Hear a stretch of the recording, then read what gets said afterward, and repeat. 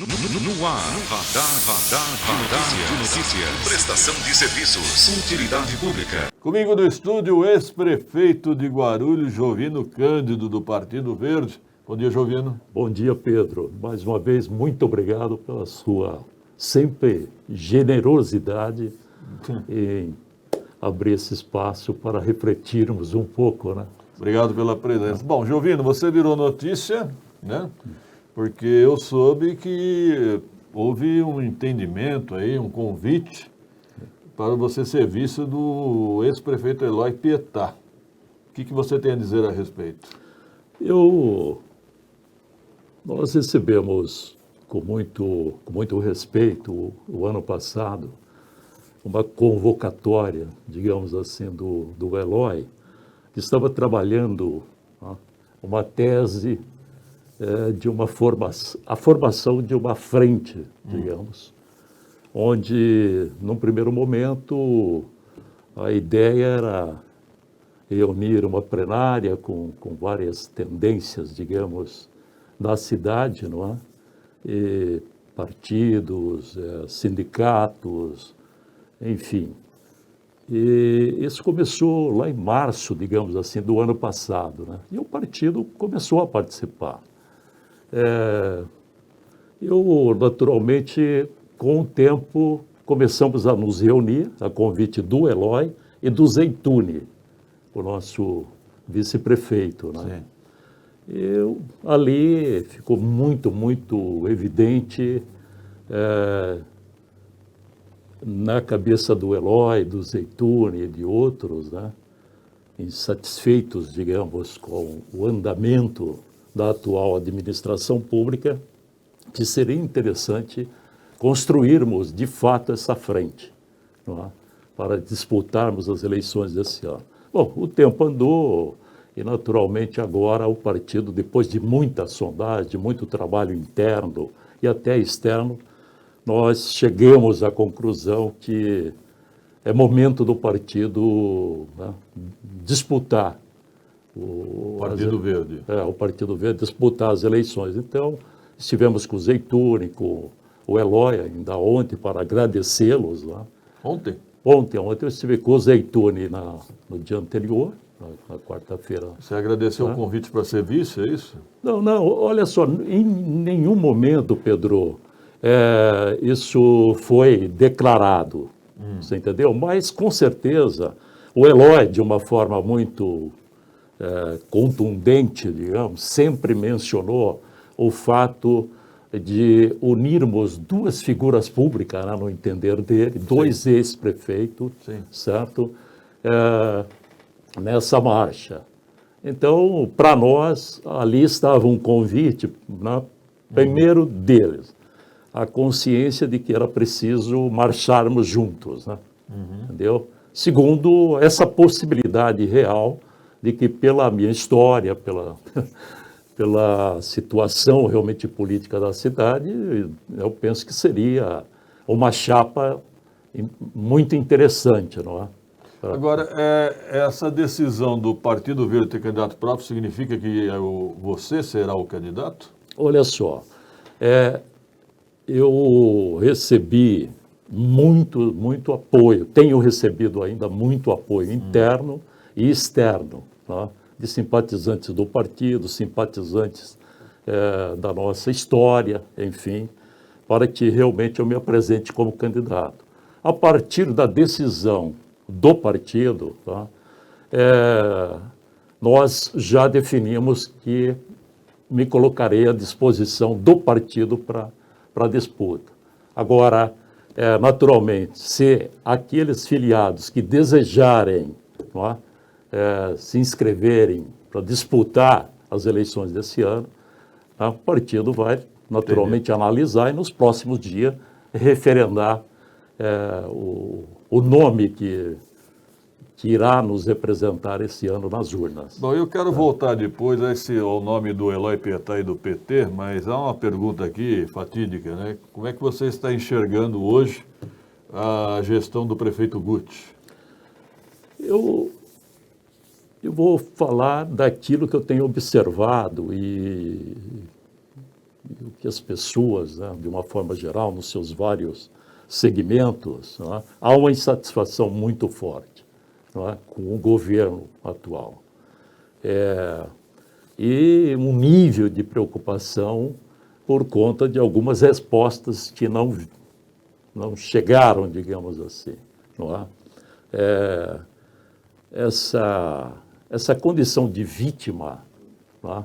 De uma situação de poder, de caixa, não é?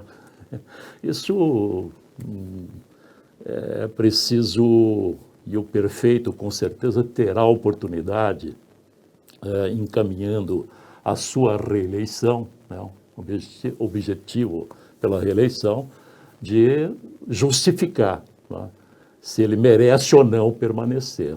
Na avaliação da sociedade hoje, Pedro, a par de ser um dos candidatos com voto cristalizado, né, nós temos dois com votos cristalizados, ele e o Eloy, Eloy e Guti, isso está muito claro.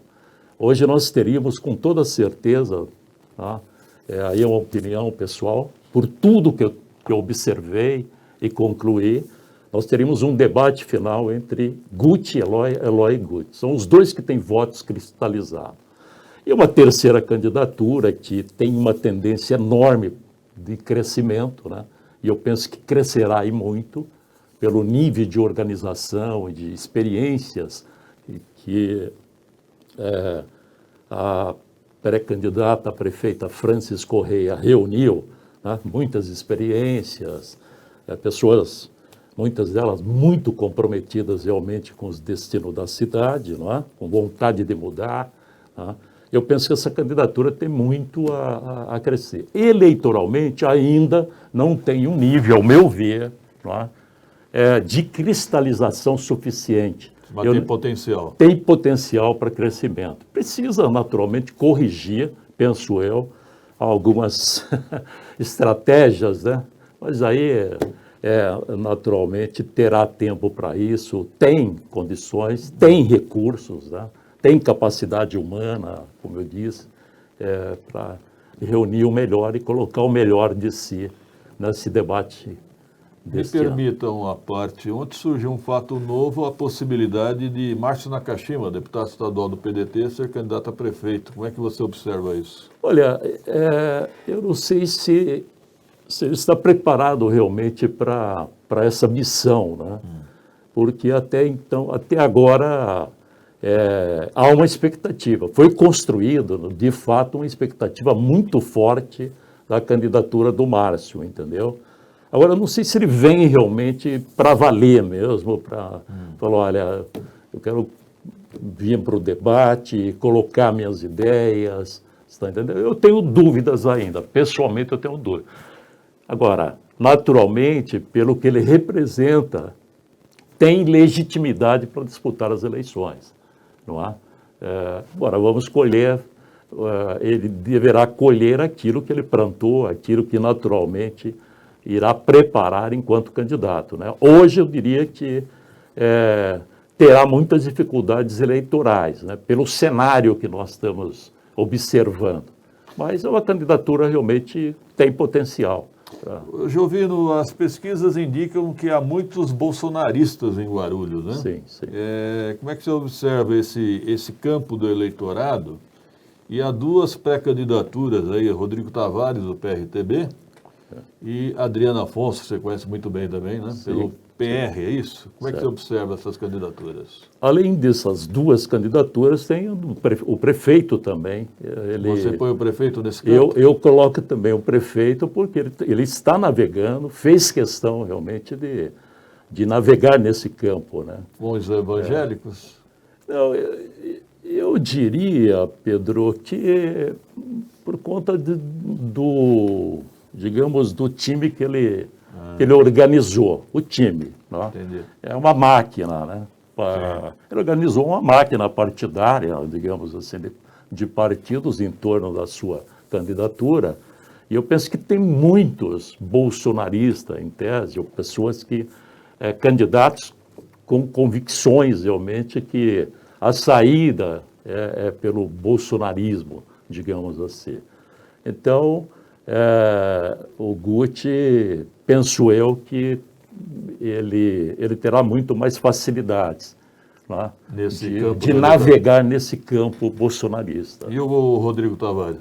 O Rodrigo será uma novidade, né? Mas com muitas dificuldades, ao meu ver. A capacidade dele está em ocupar muito bem e dominar muito bem essa ferramenta, colocar à disposição a sua candidatura, das suas intenções, esse poderio, digamos assim, de redes sociais, etc. Agora, como novidade, eu penso que ele terá algumas dificuldades, porque essa história do novo, né, a sociedade ela está repensando, né, porque muitas experiências não deram certo, entendeu? E isso vai pesar nessas eleições, penso eu. E a Adriana Afonso tentando se identificar, ou colar na imagem do bolsonarismo? Então, a Adriana, ela já tem uma identidade, não é, de uma política tradicional, né, por conta dos papéis, digamos, que ela tradicionalmente, entre aspas, cumpriu aqui, enquanto vereadora, depois as escolhas que ela fez, né, de apoiar governos de plantão, você entendeu? E aí eu observo um erro estratégico no andamento dessa possível candidatura, você está entendendo? Tá forçando demais, né? O que eu ouvi de muitas pessoas é que não cola, não dá cola, não passa credibilidade essa história de que ela é bolsonarista. Desculpe, mas é o que eu tenho ouvido por aí, né? Tá certo. Então precisa corrigir isso, né? Há tempo para isso, né? Tá certo. Em relação ao pré-candidato Eduardo Barreto, pelo PROS, qual a sua visão? Ele que já é um vereador atualmente. Pedro, é uma candidatura com limites, com todo respeito ao Eduardo Barreto, mas com limites, e eu penso que ele está conduzindo o processo para participar de uma chapa majoritária que lhe ofereça, né, condições de outros saltos. Eu estou aqui também provocando, certo? Okay. Mas é uma candidatura com limites.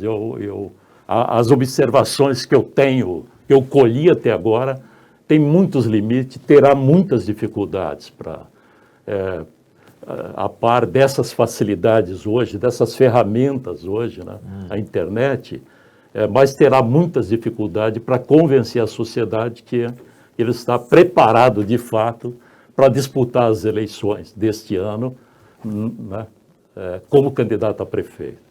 Nós tivemos outro episódio marcante aí, foi o surgimento da Simone Carleto pelo PSOL, né? Sim. E o Eloy tentou convidá-la para vice, houve uma recusa. Como é que você vê o surgimento dessa candidatura do PSOL? Olha, eu vou aqui provocar, né? Continuar, porque eu sei que você é um jornalista muito, muito bem informado. Talvez né, é um exemplo da nossa cidade, né? O que eu observei é que existe ali uma questão com solidariedade, tá? O contexto político do PSOL é Eloy Pietá. Tudo foi trabalhado para isso, conduzido para isso, de uma forma, tá, matematicamente bem elaborada. E aí, o PSOL me parece que tem um quê com o Solidariedade, por razões ideológicas, por essa visão comportamental de um partido que, né, mantém as suas tradições de combater, né, determinados comportamentos da política, e aí eles excluem, tá? Eu estou aqui no campo da provocação, mas é o que eu observei.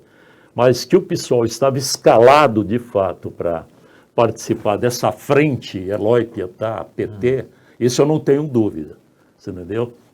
Agora, pode ser uma estratégia também do PSOL para,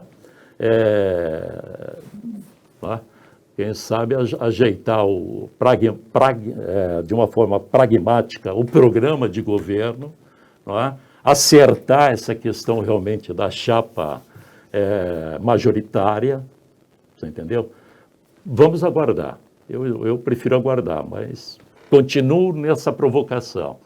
Eles insistem numa tese de que o Solidariedade não é a companhia, digamos assim, mais... Mais agradável, Bom, mais conveniente. É o que eu ouvi de alguns. Entendi. É o que eu ouvi de alguns. E ontem eu ouvi que o PDT tenta atrair o Solidariedade para o seu campo agora. Sim, sim, Né? sim. Agora, Jovino, voltando ao Eloy Pietá e ao PT, eu vejo que hoje a esquerda, eu também te considero no campo da esquerda, né? Com o Partido Verde, ou centro-esquerda. Não, olha, nós temos no nosso programa, assim, o partido não é nem de esquerda nem de direita, né? Nós olhamos à frente, né? Bom, e eu não mencionei o ex-deputado Auriel Brito, né? Auriel Brito. O Auriel. No PCdoB, como é que você enxerga? Então, será uma experiência nova para ele e para todos nós, não é? Porque ex-PT, não é? E construiu, não é? uma candidatura, eu penso, com muita solidez, não é? Porque teve tempo para isso. Não é? Ele organizou o time, ajudou, né, a organizar os candidatos, né, chapa para disputar a Câmara Municipal, você entende?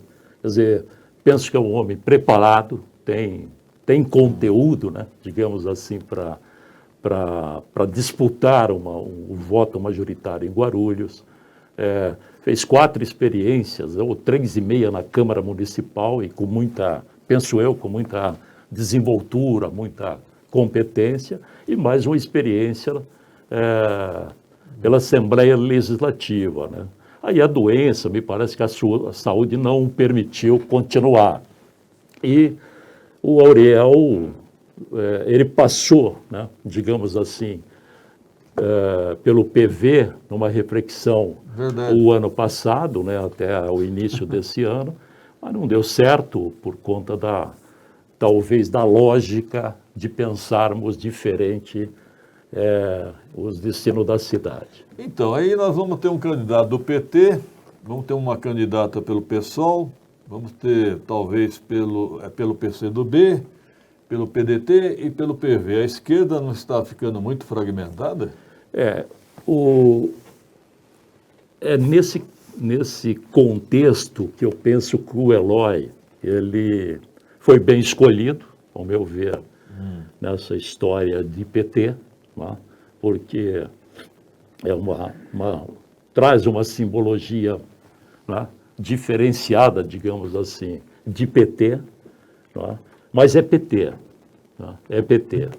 E por conta disso é que o Eloy insiste, né, e trabalha muito essa tese da frente, porque é preciso realmente diminuir as candidaturas. Eu penso que essa é a análise que ele tem, não é? Diminuir as candidaturas à esquerda, não fracionar demais, não dividir demais. Eu penso, Pedro, pelo que eu tenho sentido, que essas eleições, ela vai por uma marcha diferente, não é? Por um lado, alguns acreditam que o dividir as esquerdas facilita a vida do Guti, né, do atual governo, você está entendendo? Mas tem análise muito forte também que dizem o contrário, certo? Tá? Porque hoje, naturalmente, por mais que se divida, né, o cenário hoje é esse, né? 2 atores com muita força, com votos cristalizados no segundo turno. E aí vai depender muito, né? O PT terá que ter muita habilidade para construir essa frente lá, está entendendo? Para vencer as eleições, porque o que eu tenho sentido é que é tudo que o Guti deseja, tá? Porque você terá ali o papel da vítima, né? Ele vai trabalhar a questão da vítima fortemente. Se esse cenário de segundo turno com o PT, que ele terá condições, pelas avaliações, pelo que eu tenho sentido na sociedade, o Guti terá muito mais condições de vencer. 2016 havia um quadro semelhante que não se confirmou, né? Sim. Agora, o meio político se faz uma pergunta hoje, Jovino. Se o Eloy está tão bem, com possibilidades, por que ele está com dificuldade para conseguir um vice? Você sabe que o Eloy, eu penso que ele avançou nesse conceito de que é preciso pensar a cidade fora do contexto ideológico. Tá? Certo? E o PT, eu penso que o PT ainda, né, está um pouco atrapalhado, com todo o respeito, nessa tese. Certo? Então, você sabe que o Eloy, eu penso, né, que eu tenho observado que o Eloy, ele é minoria lá no PT. Tá? Então, você tem outros grupos, tá, majoritários ali dentro, que eles continuam insistindo em teses de confronto, onde a intolerância ela não vai ajudar, e não vai mesmo. Tá? A dificuldade do Eloy está nisso. Tá? A leitura é tranquila, você observa que o PT tem problemas, tá? E o Eloy é PT. Você entende? Então, é fácil você ler que ele não terá facilidade. Tá? Hoje, o cenário é esse. Eloy, Guti, Guti, Eloy. Mas a análise que nenhum dos dois, você está entendendo, estão garantidos no segundo turno. É possível que um fique de fora. Sim. Você está entendendo? Como aconteceu em 2016. Sim, porque quando você observa uma candidatura como a da Francis Correia, você está entendendo? Que tem potencial, né, para crescer muito, né, não está nada fácil ter um olhar lá na frente, entendeu? Tá certo. E em relação ao governo Guti, qual você acha que foi o maior acerto e o maior erro do governo dele?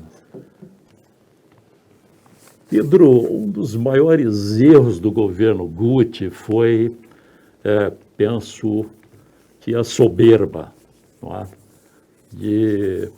Porque, ao meu ver, politicamente, por exclusão, o Guti aí está prefeito de Guarulhos, por exclusão. É uma provocação e é uma opinião pessoal. Tranquilo. Não é? Foi por exclusão.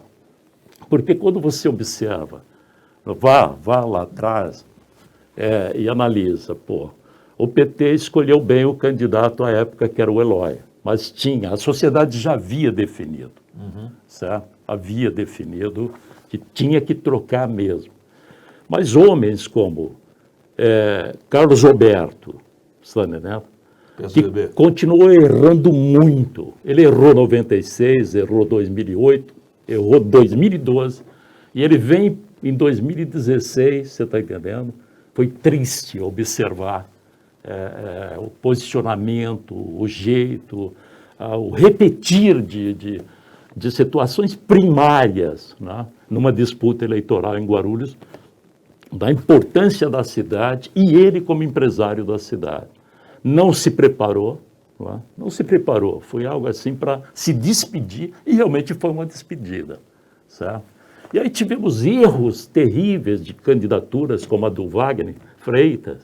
Esqueci do Wagner, né? Que, pelo amor de Deus, o Wagner ele disputou uma eleição e saiu como a terceira força eleitoral em 2012, e de repente vai para os braços do poder de plantão, você está entendendo?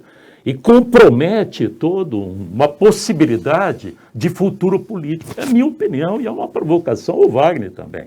Foi um erro terrível. Ele não deveria ter aceito ser secretário de esporte, é isso? Pelo amor de Deus.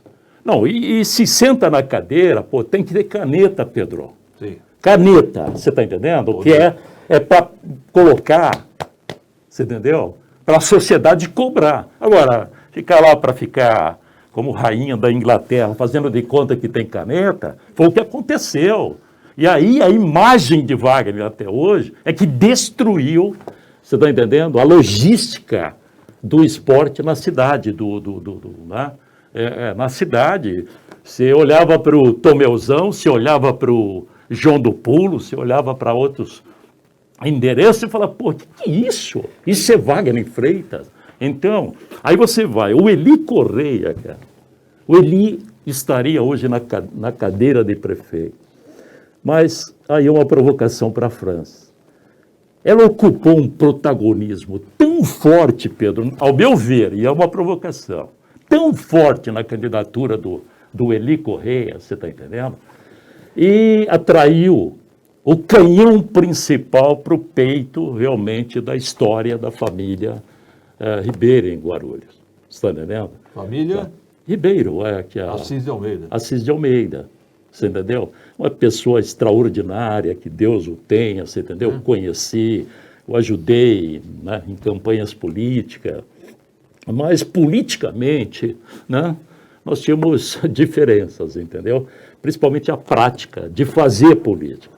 E nesse contexto, sinceramente, o Eli deixou de vencer as eleições de Guarulhos naquela época por conta do protagonismo assumido pela Francis Correia. É o meu sentimento. E aí tivemos a candidatura do Martelo, que veio realmente no delírio de uma paixão, você está entendendo? Num primeiro momento, o sentimento é que ele acertaria, né, o tom, que ele não cometeria os erros que o Carlos Roberto havia cometido, mas ele cometeu todos os erros, ao meu ver. Tá? A par que eu agradeço o Martelo, porque participei. Não é? Você foi o vice dele. Fui o vice dele. Eu estava muito doente, estava com um tumor maligno, e isso me fez recuar. Né? E o Martelo me ajudou muito, foi muito generoso, quero agradecer demais ao Martelo, você está entendendo? Ajudou o partido na medida do seu possível, você entendeu? Então, mas ele errou demais, cara. Errou demais. O objetivo do Martelo ali ficou muito claro. Bater no Eli Correia.